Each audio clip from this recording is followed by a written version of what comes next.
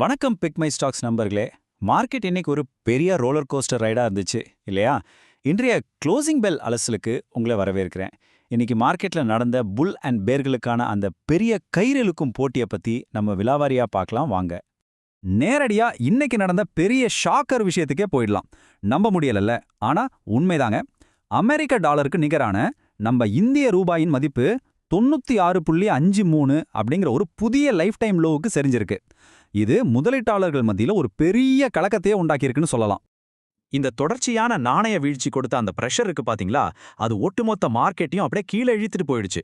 Sensex ஒரு 114 points சரிந்து 75,201லையும், Nifty 50 குறியீடு 32 பாயிண்ட்ஸ் இறங்கி 23,618லையும் முடிஞ்சிருக்கு. சுருக்கமா சொல்லணும்னா மார்க்கெட் முழுக்க இன்னைக்கு ஒரே ரெட் அலர்ட் தான். பகுதி 1. மேக்ரோ ஹெட்விண்ட்ஸ், கச்சா எண்ணெய், ரூபாய் மற்றும் உலகளாவிய பதற்றங்கள் பற்றி பார்க்கலாம். வீக்கெண்ட்ல ஆரம்பிச்ச அமெரிக்க ஈரான் பதற்றம் உச்சத்தை தொட்டதால ஆயில் பிரைஸ் அப்படியே ஷூட் அப் ஆச்சு.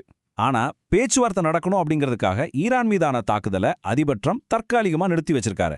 இதனால பிரெண்ட் கச்சா எண்ணெய் விலை ஒரு 2% குறைஞ்சு பீப்பாய்க்கு $110 அளவுக்கு வந்திருக்கு. என்னதான் கொஞ்சம் குறைஞ்சிருந்தாலும் மார்க்கெட் இன்னும் அந்த ஒரு பயத்திலேயே தான் இருக்கு. இப்போ நாம கவனிக்க வேண்டிய ரொம்ப முக்கியமான விஷயம் என்னன்னா, இன்னைக்கு விலை கொஞ்சம் குறைஞ்சிருந்தாலும் கச்சா எண்ணெய் விலை போர் ஆரம்பிக்கிறதுக்கு முன்னாடி இருந்ததை விட இன்னும் 50% அதிகமாக தாங்க இருக்கு. யோசிச்சு பாருங்க, இந்த எக்ஸ்ட்ரா பிரஷர் நம்ம இந்தியாவோட இம்போர்ட் பில்ல எவ்வளவு பெரிய தாக்கத்தை ஏற்படுத்தும். பகுதி 2. செக்டார் ஸ்பாட்லைட், ஐடி ஏற்றம் மற்றும் உள்நாட்டு சரிவு. இப்போ நம்ம ஜியோஜித் இன்வெஸ்ட்மெண்ட்ஸ் விகே விஜயகுமார் சொன்ன ஒரு அருமையான பாயிண்ட்டை நம்ம இங்க ஞாபகப்படுத்திக்கணும். பொருளாதார வளர்ச்சி, பணவீக்கம் மற்றும் நாணய வீழ்ச்சி போன்ற சவால்களால் எந்த துறை ரொம்ப கம்மியா பாதிக்கப்படுமோ அதுல முதலீட்டாளர்கள் கவனம் செலுத்தணும் அப்படின்னு அவர் சொல்லியிருக்காரு. கரெக்ட் தானே?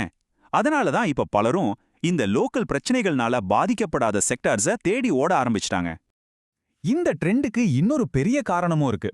ரீசெண்டா நடந்த மார்க்கெட் சரிவுனால நம்ம டாப் ஐடி நிறுவனங்களோட வேல்யூவேஷன்ஸ் எல்லாமே 2008-2009 சப்ரைம் கிரைசிஸ் டைம்ல இருந்த அளவுக்கு கீழே போயிடுச்சு. அதாவது பங்குகள் ரொம்ப சீப் ஆயிடுச்சு. இது என்ன பண்ணிருக்குன்னா, மார்க்கெட்ல ஒரு பெரிய வேல்யூ பையிங் ஆர்வத்தை முதலீட்டாளர்கள் மத்தியில தூண்டி விட்டுருக்கு. இது பாத்தீங்கன்னா மார்க்கெட்டோட 2 வேற முகங்கள் உங்களுக்கு தெளிவா புரியும்.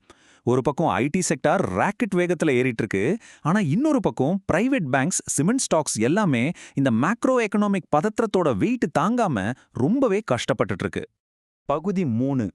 டாப் கெய்னர்கள் மற்றும் லூசர்கள். இன்னைக்கு மார்க்கெட் முடிவுல யாருக்கு லாபம் யாருக்கு நஷ்டம்னு கொஞ்சம் டீட்டெயிலா பார்க்கலாம். டாப் கெய்னர்கள் லிஸ்ட்ல பாத்தீங்கன்னா லார்ஜ் கேப் ஐடி பங்குகள்ல இன்ஃபோசிஸ் ஒரு 4.5% உயர்ந்து கெத்தா முன்னாடி நிக்குது. ஆனா அதுக்கு மேல ஒரு பெரிய சர்ப்ரைஸ் இருக்கு.